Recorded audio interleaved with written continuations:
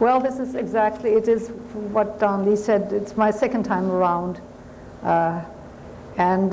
Before I came the first time, I knew that a delegation of young Red Cross workers would be here, so I thought it would be a smart thing to talk about the Red Cross in connection with me for just a few minutes. And even though they are not here, still permit me to do that.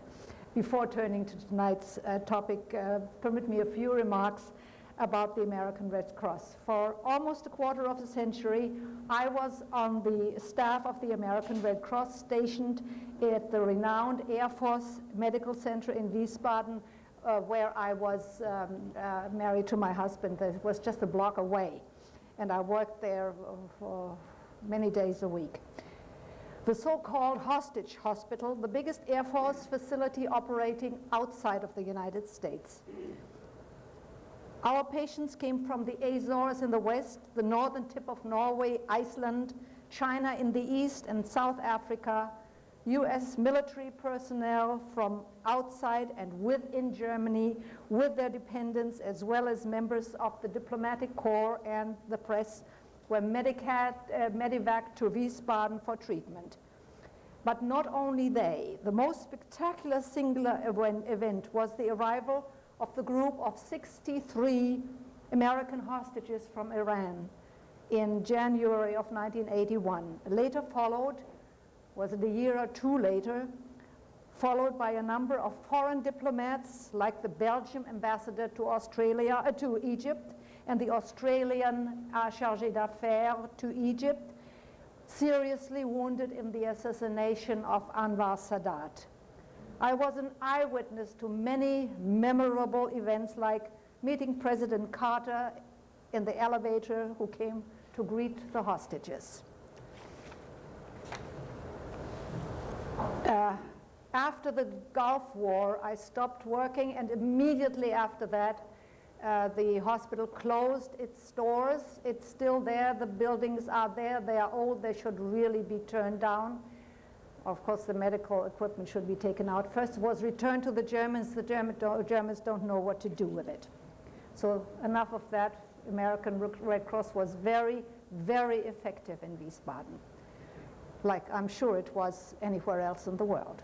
Tonight's subject deals with a period in history that most of you present here will remember, some more vividly than others, depending on your age. The 1,000-year Reich, rightfully called the 1,000-year Reich because it will be remembered for 1,000 years. An era intended to last a millennium, but came to an inglorious end after a mere 12 years.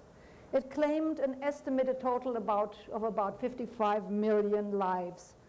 Among them, 6 million Jews, women, men, and children, and forever changed our world. By far not all victims of Hitler were Jews, but all Jews were his victims. One of the most frequently asked questions to this day, how could it happen? What motivated the people that produced a Beethoven, a Goethe, a Bach, a Heine, a Gutenberg, to step out of the circle of Western civilization, in fact, out of their own history? What made a whole nation fall prey to the criminal ideas of a demagogue, somebody incapable of ever holding a steady job, an uneducated, obscenely vulgar agitator who was allowed to rise from total obscurity to the position of the accepted and cherished leader of an allegedly civilized country? No, he did not force himself on a reluctant people, as was later claimed in unison. He and his ideas were welcomed.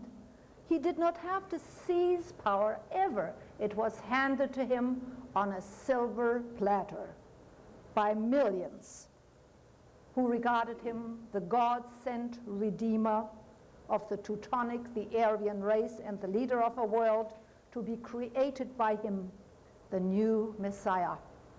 Attempting to analyze events happening in our world after 1945, half a century later, we have to arrive at the logical conclusion that most of the brutal wars raging all over the globe after World War II can be directly linked to the practices of Hitler, whose gigantic shadow still darkens our skies. The question, why was there not more resistance, should be rephrased. Why, indeed, should there have been any resistance at all? Never before did the Germans have it so good, had Hitler not restored honor and order, done away with unemployment. Had he not erased the shame of Versailles? Was he not building the Autobahn? No, he never started building the Autobahn. They were started long before him. But of course, he kept at them because he needed them for his wars. Or the construction of the Autobahn began long before him. Foreign dignitaries publicly expressed their respect. Among them, in this country, Henry Ford. In England, Winston Churchill, who had been heard to say and read that the story of Hitler's struggle cannot be read without admiration for a man who defied all forces, and the Duke and the Duchess of Windsor, who could not stop raving about the Führer's charm. With shining examples like that, how could the proverbial little man in the street be expected to form an opinion, a different opinion? The truth is that Hitler did not only have the vast majority of ordinary Germans behind him, but indeed the approval of a certain section of the intelligentsia, of German aristocracy, and most important, the financial support of the heavy industry, which alone made war preparations possible. The war that would bring Lebensraum to the Aryan race and death to the subhumans. This foreigner Hitler had an uncanny feel for the German mentality. Anybody halfway arranging himself with the regime had a chance to live better than ever before. Cleverly, he had created a hierarchy that he knew would fit that mentality like a glove, one with uniforms, paramilitary ranks, titles, functions, badges, medals, and special privileges, which caused even the lowest little nobody to regard himself as an important cogwheel in the gigantic machinery called the Third Reich. At a time when my main concern should have been just enjoying the pleasures of a secure childhood in a home with well-to-do parents, a beautiful house, plenty of servants, Hitler stepped into my little world even before being named to the post of Reichschancellor on the 30th of January. 1933, by a physically and mentally age-worn World War I hero, Germany's President Paul von Hindenburg. No, Hitler had not fallen from the sky like a meteor. He had been notorious on the political scene for at least 12 years.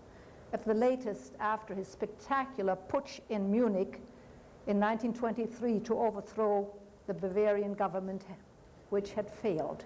As a consequence of that, he was sentenced to Festungshaft. Festung meaning a form of paramilitary light prison.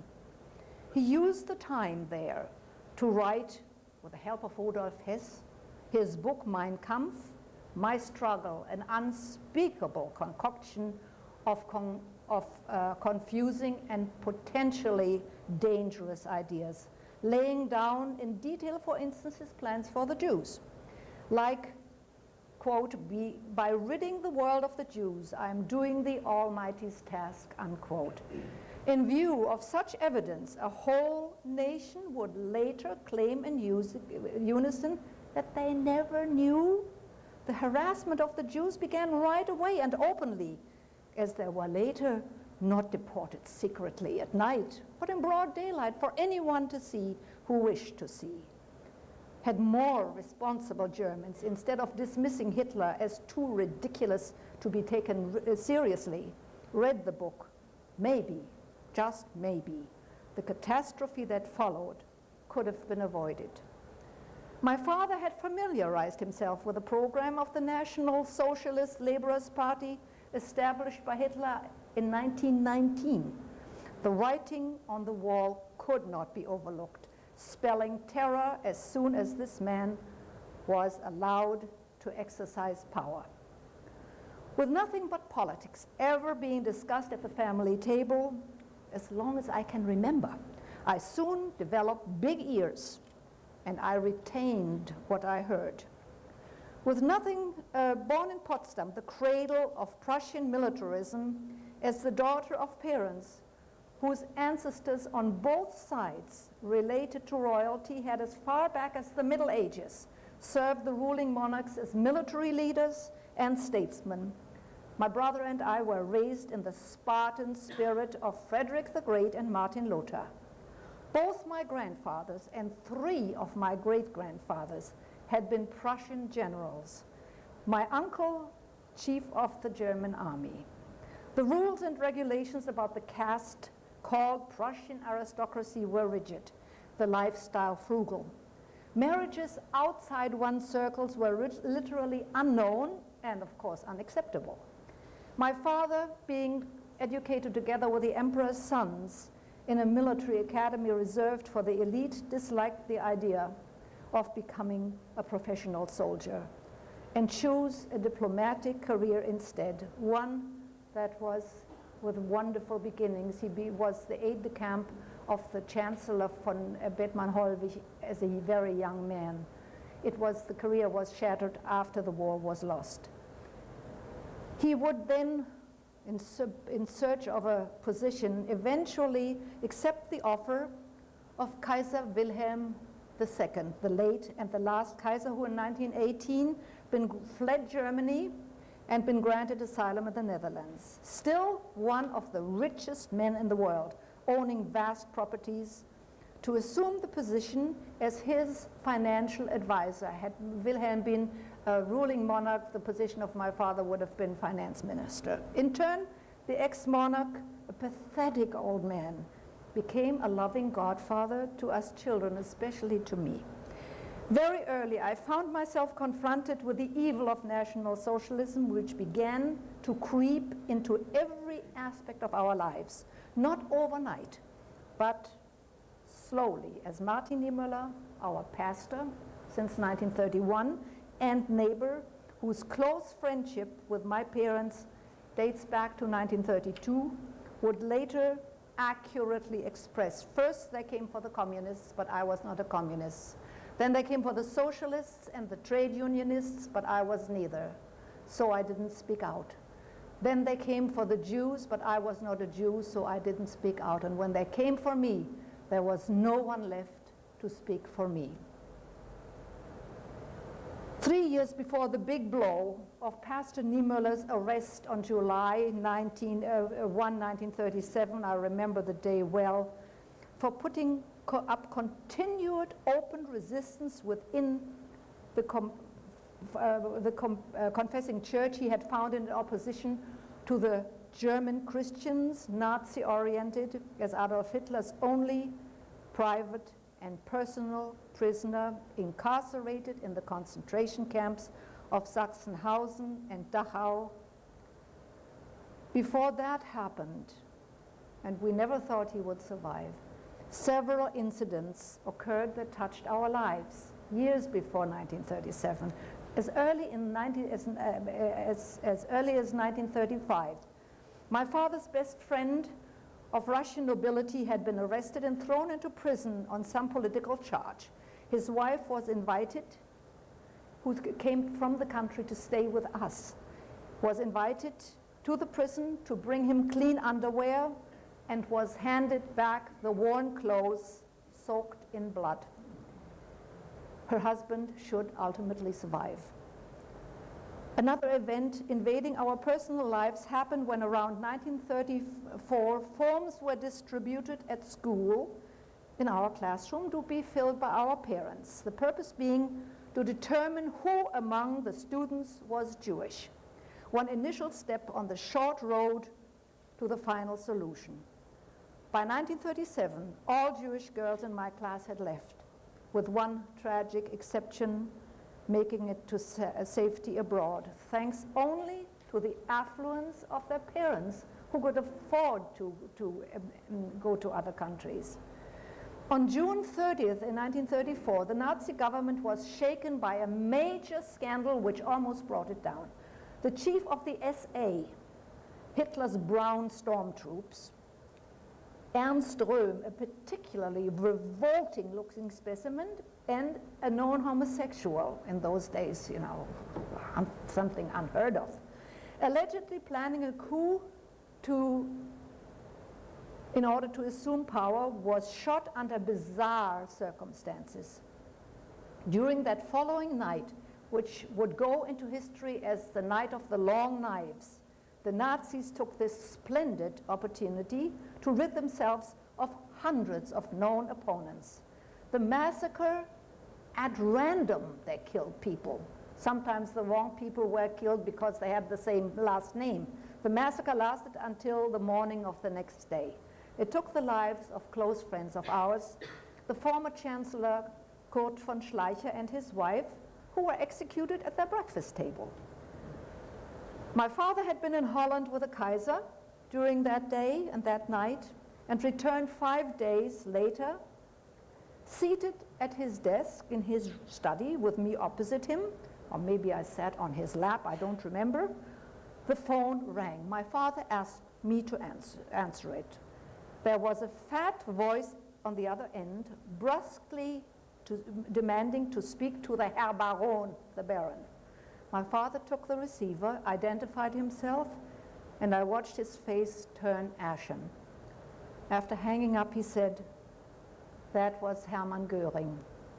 Now I knew from talks at the dinner table that Hermann Göring and my father had had a very unpleasant encounters. And Göring told me that I should not count on being so lucky the next time. The next time? Slowly, I felt naked horror creeping into my heart. I can clearly pinpoint that moment as the one when I began to live with fear, horrible fear of losing my father, whom I loved more than anyone else, that would never leave me. The next blow came, and it must have been in 1938, when neighbors sent their teenage son, a playmate of ours, suffering from epilepsy, I believe it was, some mental disorder, or physical disorder, to a hospital to be treated. A few weeks later, the parents received the news that the son, then 14 years old, had died of pneumonia. One victim among the thousands and thousands physically and mentally handicapped Germans to be murdered in German hospitals and mental institutions by doctors and nurses. A sinister dress rehearsal of what later happened in Auschwitz, Sobibor, Treblinka, and Majdanek. For my parents, emigration was out of the question. Being patriots, it was unthinkable for them to leave the fate of their native country to a gang of hoodlums without a fight. If there were to change the contaminated spirit of their fatherland, they would have to do it from within. From the outside, it wouldn't be possible anymore. So the name of the game was not just inner immigration, quiet tolerance of evil, but active resistance.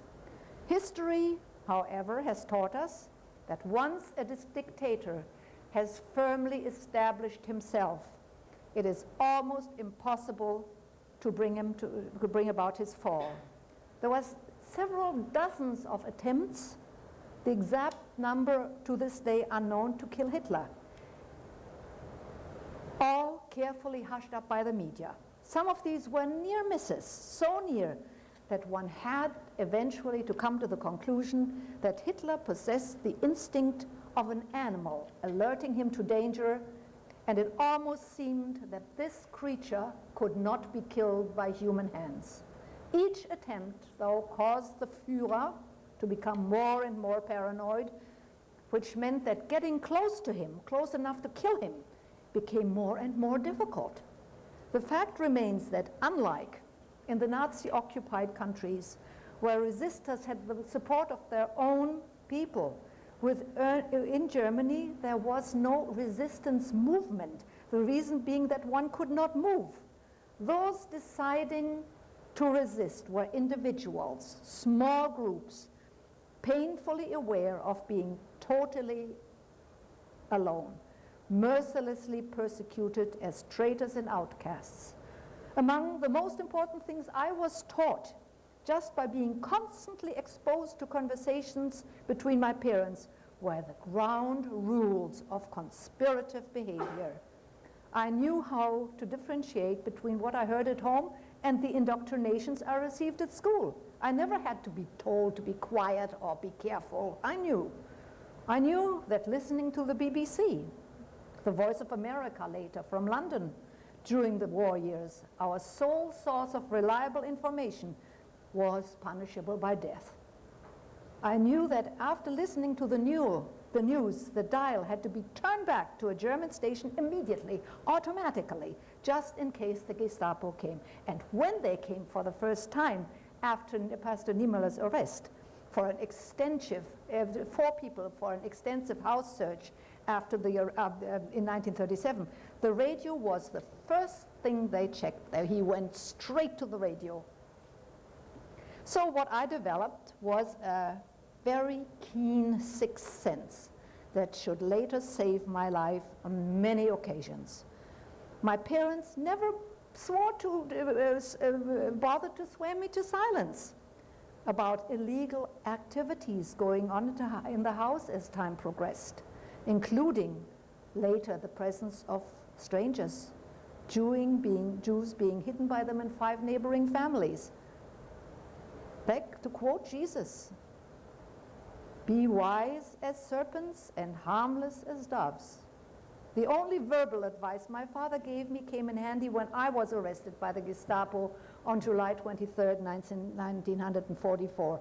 Never to volunteer information, never answer a question but anything but a brief yes or no. When they get friendly, he said, it is time to watch out. By the time I was 12 or 13 years old, there was pressure, growing pressure to join the Hitler Youth, which a few years later became not only mandatory but automatic. The fact that I never joined it is not so much due to my guts, but to my parents' wits, especially my mother's. She took me out of one school, placed me in another, and wherever I went, I claimed to have already signed up in the previous school. Not until 1941, they found out I was not, and I was expelled from school, which didn't bother me much because I wanted to be an actress right away. In 1936, the Olympic Games took place in Berlin without me. I was excluded from class trips because I was not a member. My family chose to ignore the whole spectacle. During the games, by the way, the Nazis took great care of removing all Jewish signs from restaurants, from parks, which promptly reappeared after the last guest had left Berlin. After Hitler's invasion of Poland, my father was drafted into the military for administrative duty in Berlin. He was heavily wounded in World War I. A commission that was of short duration because soon he saw himself faced with a dishonorable discharge from the Wehrmacht of harboring enemies of the state and non-Aryans in his outfit, which was true, of course. Barely having escaped a court-martial, thanks to Admiral Canaris, who prevented it, he was now able to concentrate full-time on the details of Hitler's assassination. The group of those planning a coup consisted of a wide range of people, civilians as well as military, the overwhelming part staff officers belonging to the section of aristocracy not longer willing to bow to a criminal. They agreed that breaking their oath to Hitler was not only their right, but their duty. They were ready to act in defiance of God's commandment and commit murder by killing the head of the snake, Hitler. The question was how and when. So far, any attempts by that specific group had failed. There were time bombs that didn't go off. There was Hitler constantly changing his plans, travel schedules, accustomed routes, etc. Surrounding himself with his elite bodyguard, those still allowed in his presence grew fewer and fewer. I remember from school, returning from school one day, I must have been 16, when I saw in the garden, seated on the garden bench, my father from far away with another man. In answer to my question, what the two that looked amazingly alike, what they were doing there, my mother replied, in German sounds funnier, sie morden, they're committing murder. In English, you know, her tone of voice being as casual as if she was talking about a cookie recipe.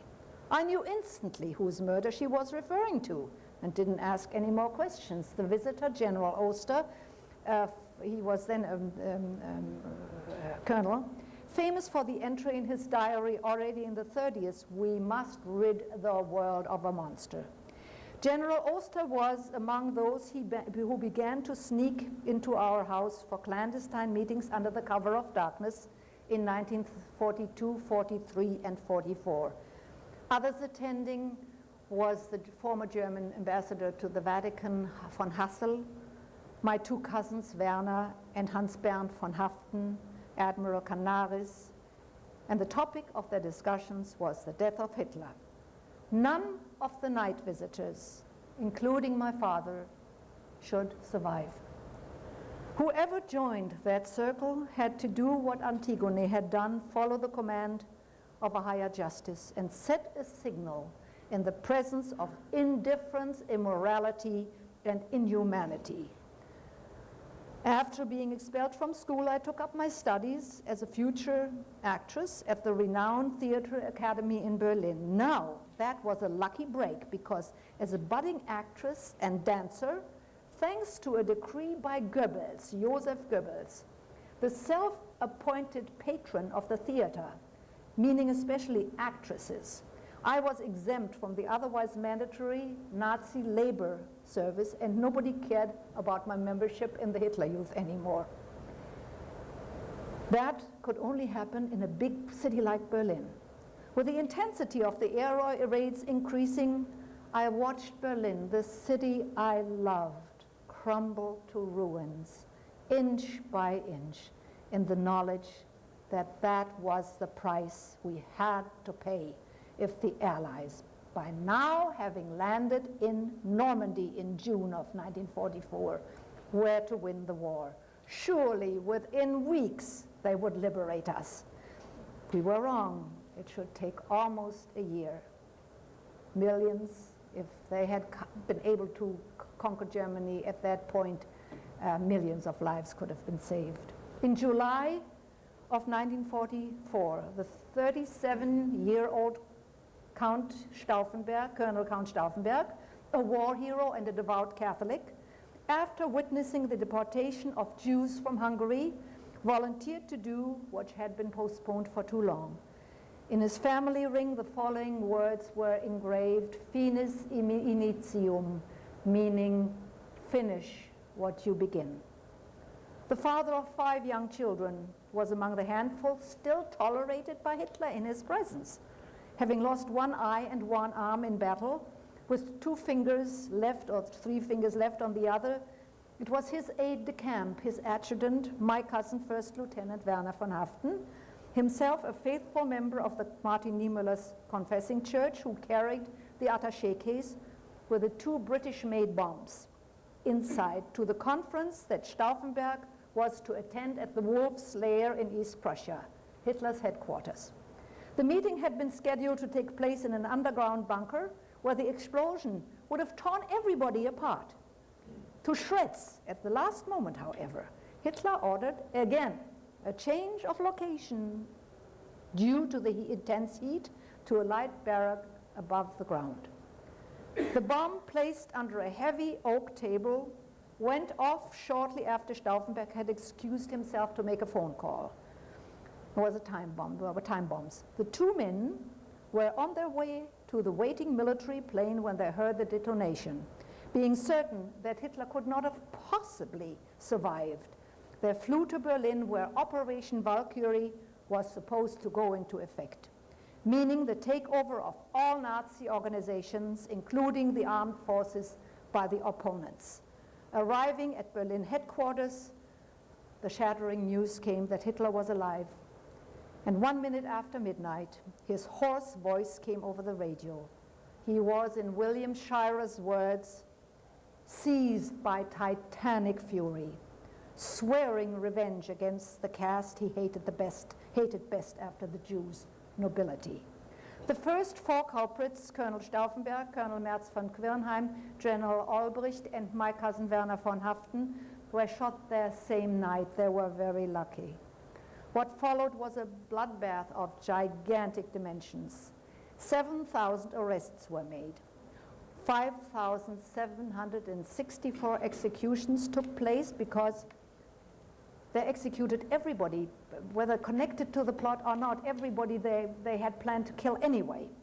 Among the first 200 condemned to die, directly connected with the plot, to die by being garroted naked by piano wires on meat hooks in front of movie cameras, so Hitler could later enjoy watching his foes squirm to their low death in the comfort of his living room, where 14 generals, 26 colonels, 2 ambassadors, 7 diplomats, among them my other cousin Hans Bernd von Haften, 1 minister, 3 state secretaries, 1 chief of police, a large number of city presidents, and high government officials. My father and I were arrested on the 23rd of July, but while I was released, abused, but alive after 2 interrogations, my father would never return. He was taken to Lehrte Straße prison, waiting for his trial. In May of 1945, the victorious Allies did what the Germans had not been able to achieve, rid the world of a monster. In spite of its failure, the 20th of July 1944 must and will be remembered as the last Prussian day in history. It would later enable Germany, post-war Germany, to be readmitted into the circle of civilized nations. To quote Alan Dulles, "In retrospect, it is easy to criticize German resistance for its delays and failures, but it does remain remarkable that in view of total failure of the Church in its darkest hour, Christian forces were mobilized and political outsiders were forced to make decisions under unbelievably difficult circumstances. Unlike the resistance in the Nazi-occupied countries, they acted without support of anyone and were condemned as traitors," end of quote. After the 20th of July, the total war was declared, and I, regarded as an outcast with my father in prison and my cousins being the major culprits, faced the fact of being inducted into the flak or into an ammunition factory. But a miracle happened. The cavalry was recruiting females to replace men to train horses for use at the front, now within hearing distance in the east. For that job, you could not be drafted, the condition being that you knew how to break a horse from scratch. Having grown up on horseback, I volunteered and found myself stationed in a cavalry unit near Berlin, safe distance from the Gestapo. With the rapid approach of the Soviet army, the academy was dissolved and I returned home. Having acquired a horse from the academy, a beautiful white mare, I tried my luck and left the raging battle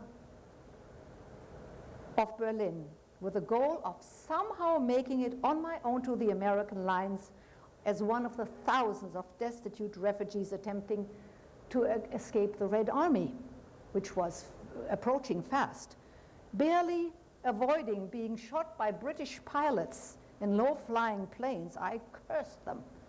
And May 1, after riding for 12 nights in a little village, an old man came to the horse and whispered to me that Hitler had died, a hero's death in Berlin. I decided to postpone any signs of jubilation until I was sure the rumor was true. It was after 2 more days and nights that I reached the Elde River, a small tributary of the Elbe, when a true miracle happened. Those among you familiar with the movie Life is Beautiful can picture the scene, because that's exactly what happened to me. A young girl in riding breeches and boots, wearing a steel helmet, found herself standing in the center of some deserted village square at dawn, holding her white mare by the reins, white sheets hanging from all the windows. Her blood froze when she heard a thundering noise. Fearing that the SS had finally caught up with her, or that it might be the Red Army, she automatically reached for her gun, determined not to be taken alive. When roaring around the corner came the largest tank I had ever seen. On it, a white star and the stars of stripes. The Americans had beaten the Soviets to it, and the girl was overcome by the feeling that they had arrived especially to liberate her. The soldiers in their khaki uniforms on the tank and running next to it with machine guns, and the girl just stared at each other. No wonder they probably thought I was a werewolf, until I took off my helmet and displayed shoulder-length red hair, answering their questions in fluent English, one of the 3 languages I'd grown up with. To describe details of followed would fill another evening, so I will limit myself to the essentials. The point being that on the 3rd of May, I met with the US 82nd Airborne, whose legendary leader, James Gavin, I had long been familiar with through the BBC and the Voice of America. 1 day later, I just barely escaped a second and most unwelcome liberation by the Red Army. What I witnessed was the meeting of the 2 armies on the Elbe River, not at Torgau, the famous place, but a little more to the north, which should remain the only occasion that fraternization was to take place after the first overwhelming joy of combined victory had subsided. It became very evident that American and Russian soldiers had very little in common.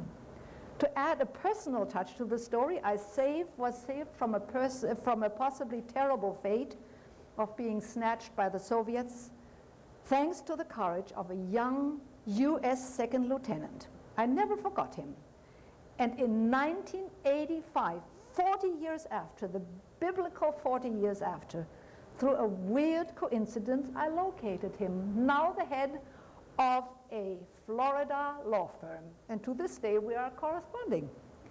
The war ended as we had prayed for, with an unconditional surrender of Germany, whose population in total refused to resume any part of the burden of guilt, of responsibility, maintaining that the Nazis had forced themselves onto an innocent people. And it should take 40 years until the first German president would see fit to acknowledge that what had been done had not been done in the name of Germany, but actually by Germans. And it should take another 55, 65. Well, it happened only a few weeks ago that the late new German president, Johannes Rau, a wonderful man, stood up in the Knesset in Jerusalem and publicly begged forgiveness what Germans had done to the Jews. He got a standing ovation. And a week ago, the Pope spoke out. A few days after Hitler had gone back to the depths from whence he had emerged, his foe number 1, Pastor Martin Niemöller, was liberated in a dramatic action by US troops in southern Tyrol, where he had been dragged by the SS. One of Hitler's last orders to have him liquidated came too late. He had survived. I kept the last promise I had given my father when I saw him in 1944. I left Germany after the war to seek a new life in the United States, and many years later in New York City, where I lived, being married to a NBC executive and a mother. I was reunited with my childhood hero, whom I had not seen in 31 years, Pastor Niemoeller. Both having lost our spouses. His wife had died in a weird car crash, and my husband had left me. We got married in 1971, and I moved to Wiesbaden with him. Now the stepmother of children, the children I had grown up with. My oldest son is 6 months younger than I am. After Pastor Niemoeller's death, I eventually returned to my adopted country, to Doylestown, to be near my son, a doctor with Abington medical specialists. And here ends my story. So far, a succession of miracles. Thank you.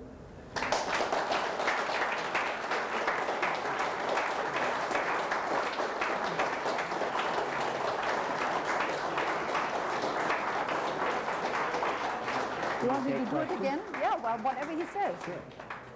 We have some time for questions. Few questions. A few. Okay. Yes. What was your connection with the Red Cross? I had moved to Wiesbaden when that's not very, I think, wait a moment. Can we take this off?